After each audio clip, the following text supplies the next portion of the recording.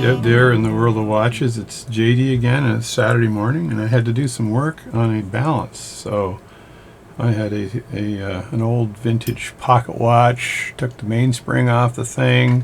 What does this look like? It looks like this is the pocket watch taken apart in many pieces here, and I had to basically do some work on this morning, and I was looking or listening to, I've got the watch kind of resting on the back of the case, and see if I can pull this up to show you. Maybe not. Anyway, it's a very old vintage pocket watch. Anyway, I got the hankering to fix it. I'm doing it for somebody actually, and I had already fixed one of his watches before, and like I said in my last video, somebody mentioned the Flux or Klutz or some kind of name of a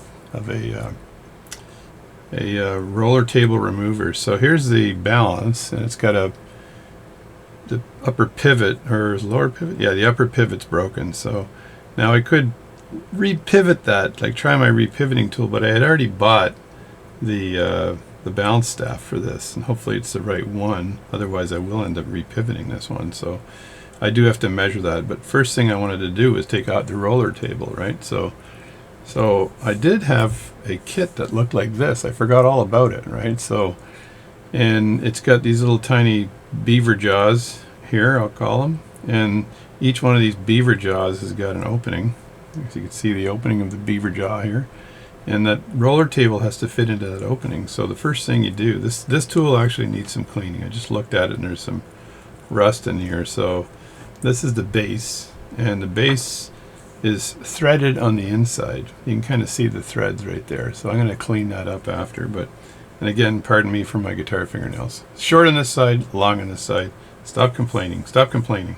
So the first thing you do, I have a bench block here, and I fit it into the bench block. Now, there's a pretty tight fit right there, which is probably what I want, right? Then I got to pick the right beaver jaw that would fit this particular roller table, and this roller table would go into it like this, right? So there's a number of them here that look like they're the right size, but I think if you turn the actual pocket watch around, you'll see which ones fit just by doing this. Just go like this, and that one obviously does not fit, and this one does not fit. This one here might fit. Actually, this one does fit.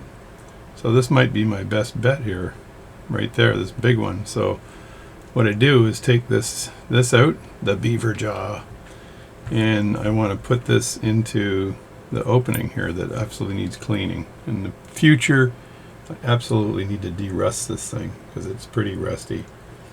And this device, as you screw this in, it squeezes. You can see how that's squeezing it. I do it with my hands. It squeezes this up like that, and then it squeezes on the inside. So there's also a little piece of metal here, like steel, in here that you stick in the hole in the side like that. So I'll have to look up my comments for the gentleman who said this is I really love my Lex Luthor or Rux or whatever the hell he called it, remover. So if I do that and then I start turning this guy, right, it's going to squeeze down on the roller table. Oh, I moved it. I'm going to actually put it, no, this is the right way. I got to have the arms like this. So my Magic roller remover did pretty much the same thing, right, except it didn't have a base like this. So I just want to always look underneath to see what you've done after the fact, right? See if it makes any sense, because you can tighten this thing up and you're like, this is perfect, and then realize that you don't really have good contact on the inside where those two little beaver jaws are going in. And the rationale behind this tool, let me have a look now. So I can have a look, I'll just show you guys to see where the tool is ending up here. There we go. That's not a bad close-up. So you can see how the tool, right, I'm going to point and screw all this up.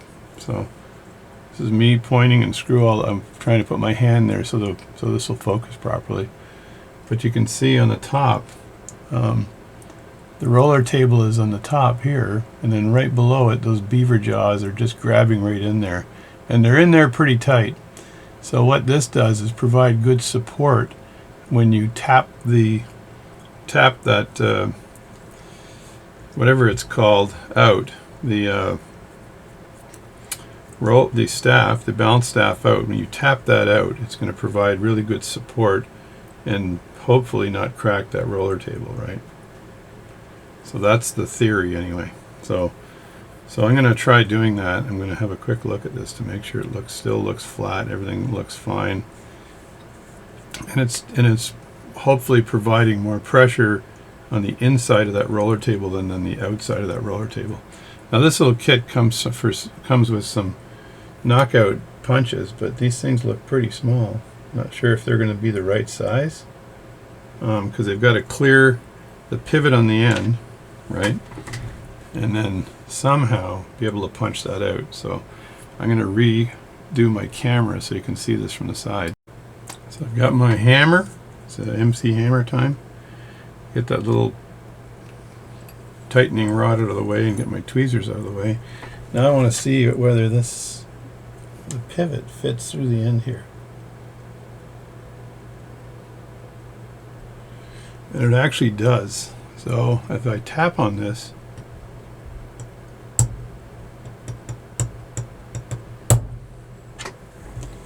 did that work? And the answer is yes. So there's the roller table, and there's the balance, and the balance did come out. So now I've got to open this up a bit. So all I do there, let me just grab that roller table so I don't lose it. There's the roller table there. So that came out perfectly without cracking the roller table, which I'm very happy with. So I'll put that aside right now so it doesn't get in the way, and put my hammer away, because my MC hammer could crush something. And this little there we go, this little punch here, it worked perfectly, even though it has the world's smallest hole on the end that protected the pivot on one side. And there were 2 punches in the kit. So now 2 punches in the kit. So now I've got to take this and loosen it. I'm assuming loosening is this way. And you can see how the mouth of this thing opens up as I loosen it. The beaver mouth is now opening. So it's opening up as I grab this, and then it is righty-tighty, loosey-goosey, or whatever that saying is. And remove that, and then can I remove this now?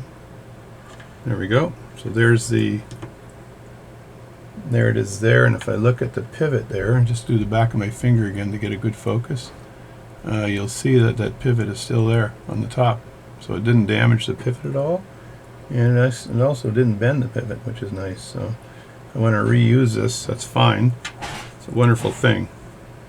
So I'm going to now loosen this up completely like that, and I'm just going to put this right back into the carrying case here, this little case here. Just drop that right into the center, and then it's got this very nice wooden box that this comes in like that. So, and I'll clean that up later. So that worked even better than this jobby do thingamajiggy jobby doohickey that I was using earlier, as one of my friends online keeps telling me I'm saying, right? So there's the roller table right here like that, and I can reinstall that after. And now I've got a new Waltham 1365 balance staff. So what I'm going to do here, before I punch this out and ruin my day, is I want to make sure that this balance staff will fit this particular watch, because I'm going to be usually I'll cut away the roller on a lathe, but I might not want to cut it away because it doesn't look like it's riveted on. It looks like it's friction fit. And I'm worried that if I cut it away, I'm not leaving enough material for the new balance to go on, so for the new staff to go in and punch that in. So that's why. Anyway, that's the story, and I'm sticking with it. So I'm going to just replace this balance staff, and I've got other videos where I've done that. So that's the Binford 5000 roller remover that needs cleaning, and roller table remover with the 1, 2, 3, 4, count them, 4 beaver teeth mouth. There, look at the beaver teeth on that thing. Grr, grr, grr. Very scary. So, I'm JD. Thanks for watching my video, and I'll see you later.